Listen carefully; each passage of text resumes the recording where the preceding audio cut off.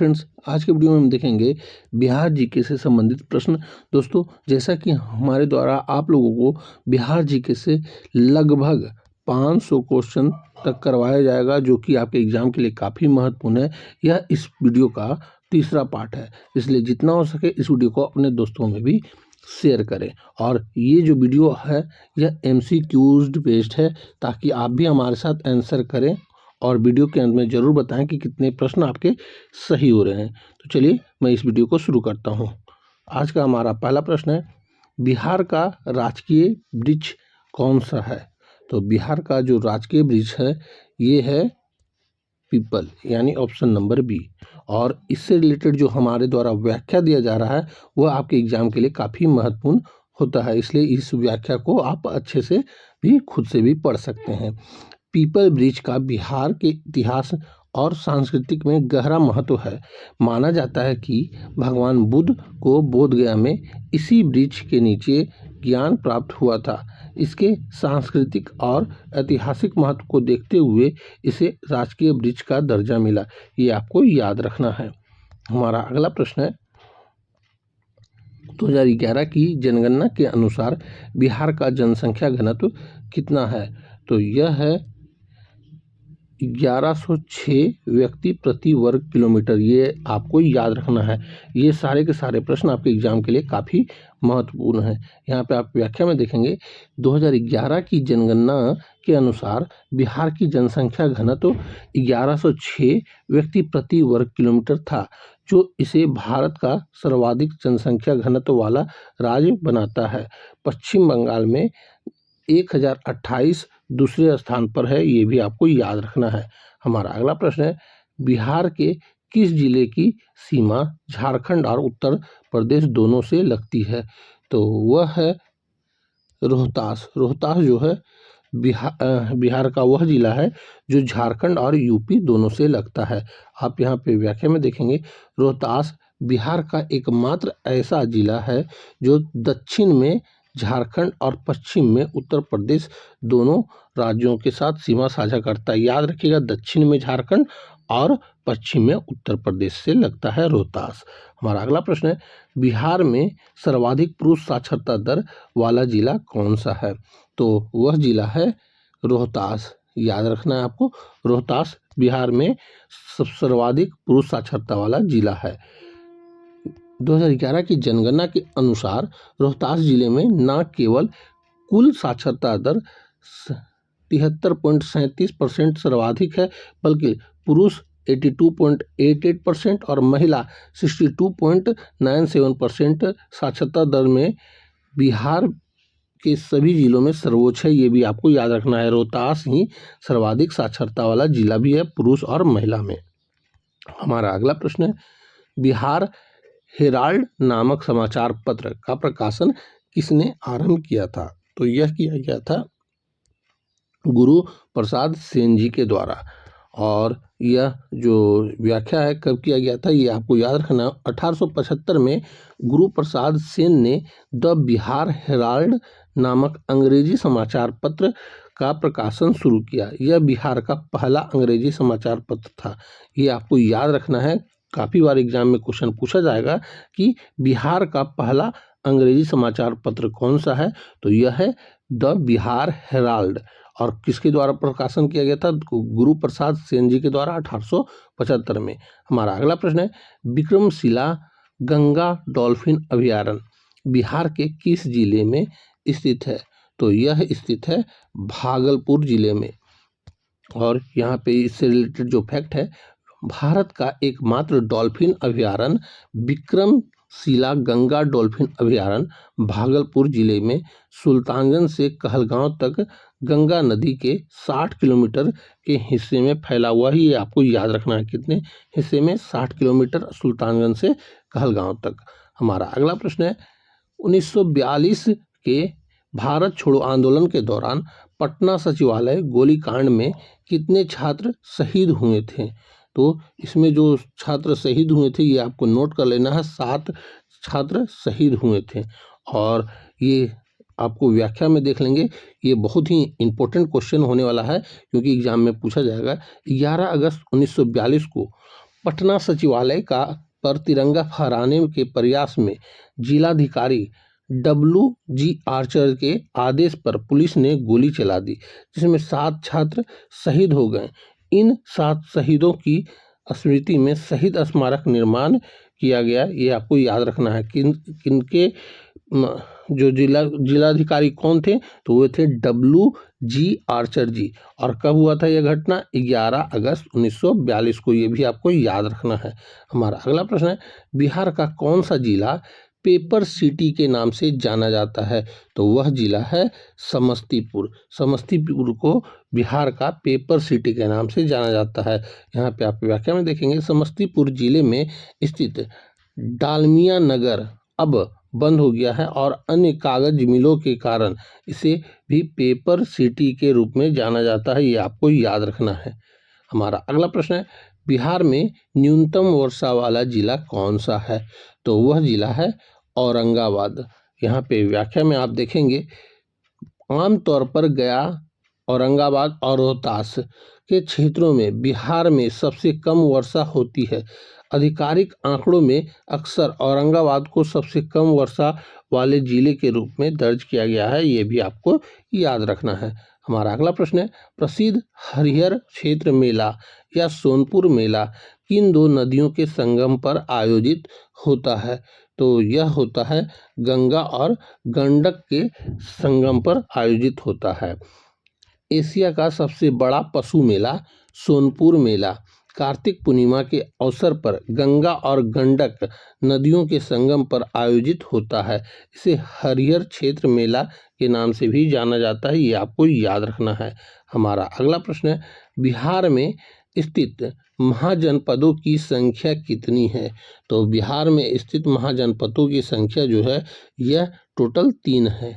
और कौन कौन है ये आप यहाँ पे देखेंगे कि प्राचीन भारत के 16 जनपदों में से 3 महाजनपद अंग यानी आधुनिक भागलपुर और मुंगेर, मगध यानी आधुनिक पटना और गया, और वज्जी आधुनिक वैशाली और मुजफ्फरपुर मुख्य रूप से बिहार के क्षेत्र में स्थित है। ये आपको याद रखना है। अंग, मगध और वज्जी ये तीनों बिहार में स्थित हैं 16 महाजनपदों में से। बिहार के प्रथम मुस्लिम राज्यपाल कौन थे? तो यह थे जाकिर हुसैन जी। ये आपको याद रखना है क्योंकि यह क्वेश्चन आपके एग्जाम के लिए काफ़ी महत्वपूर्ण है। डॉक्टर जाकिर हुसैन जो बाद में भारत के राष्ट्रपति बने, बिहार के पहले मुस्लिम राज्यपाल थे। उन्होंने 1957 से 62 तक इस पद पर कार्य किया था। ये आपको याद रखना है। हमारा अगला प्रश्न है, बिहार पंचायती राज अधिनियम 2006 के अनुसार महिलाओं को कितना प्रतिशत आरक्षण दिया गया है? तो इसमें बिहार में जो महिलाओं को आरक्षण दिया गया है वह है 50% तक यह आरक्षण दिया गया है।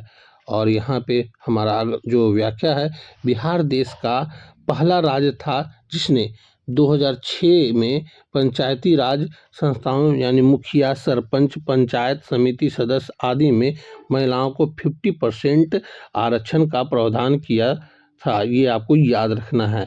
हमारा अगला प्रश्न है, बिहार के किस जिले में बराबर की गुफाएं स्थित है?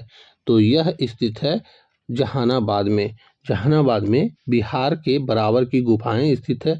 ये आपको याद रखना है। भारत की सबसे पुरानी चट्टानों को काटकर बनाई गई गुफाओं में से एक बराबर की गुफाएं जहानाबाद जिले में स्थित है।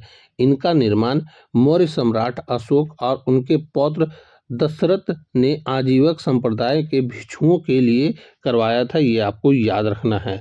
किनके लिए करवाया था? तो आजीवक संप्रदाय के भिक्षुओं के लिए। हमारा अगला प्रश्न है, जगजीवन राम संसदीय अध्ययन एवं शोध संस्था कहाँ स्थित है?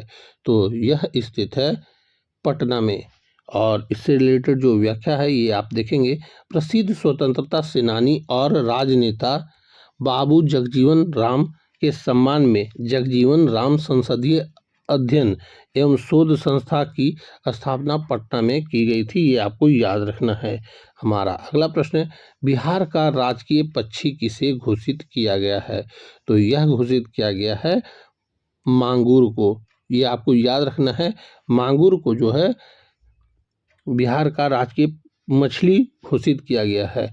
और यहाँ पे देखेंगे आप व्याख्या में, देसी मांगुर मछली के संरक्षण और इसके उत्पादन को बढ़ावा देने के लिए उद्देश्य से इसे बिहार की राजकीय मछली का दर्जा मिला है। काफ़ी बार यह क्वेश्चन एग्जाम में पूछा गया है।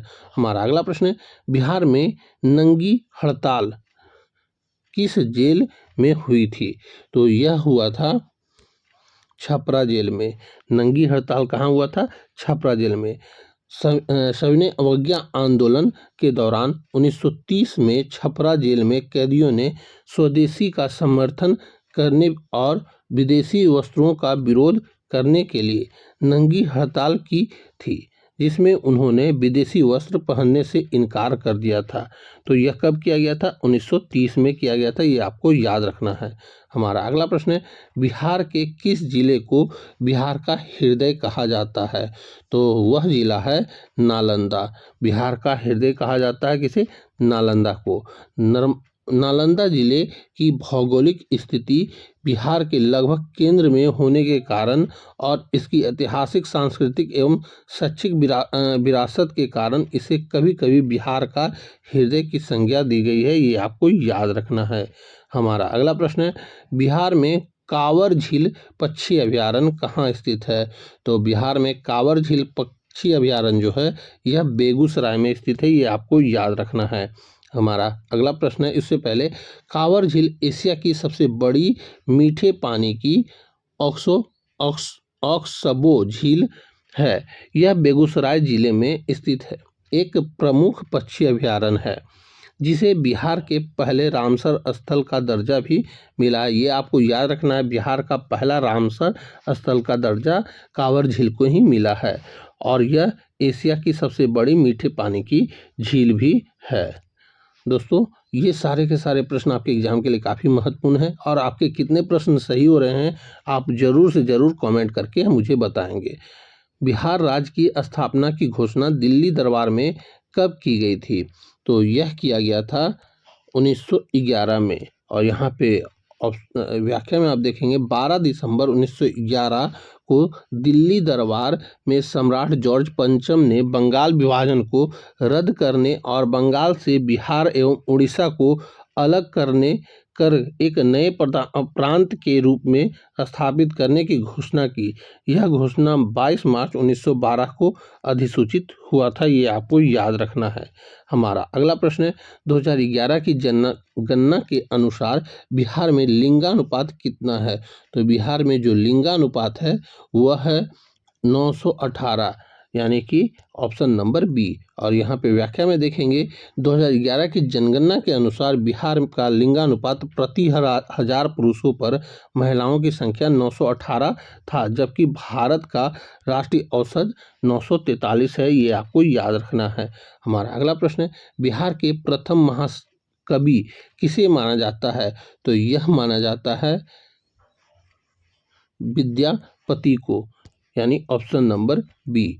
यहाँ पे आप व्याख्या में देखेंगे 14वीं-15वीं शताब्दी के मैथिली और संस्कृति के महान कवि विद्यापति को उनकी साहित्य रचनाओं के लिए महाकवि और मैथिली कोकिल की उपाधि से विभूषित किया गया है। ये आपको याद रखना है।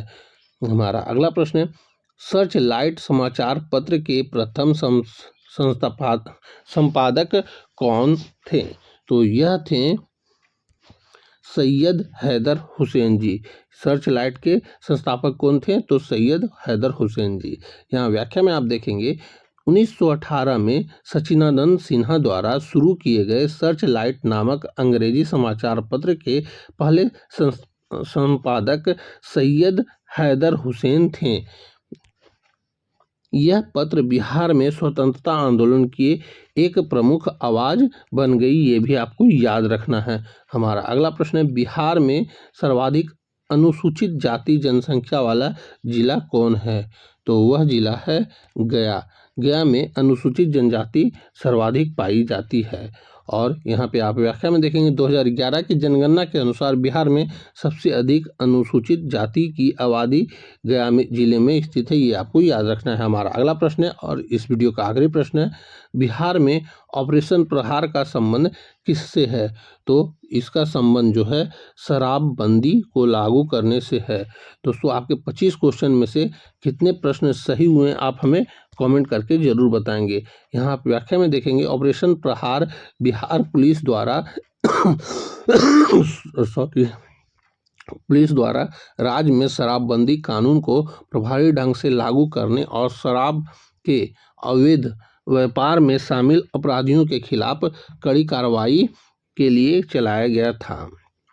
तो दोस्तों यहीं पे हमारा टोटल 25 क्वेश्चन पूरा हुआ है और इस तरह हमारा 3 पार्ट यानी 75 क्वेश्चन आप लोगों को दिया गया है। ये सारे के सारे प्रश्न आपके एग्जाम के लिए काफ़ी महत्वपूर्ण है, इसलिए जितना हो सके इस वीडियो को अपने दोस्तों में भी शेयर करें। तो अब हम आपसे मिलेंगे अगली वीडियो में, तब तक के लिए जय हिंद, वंदे मातरम।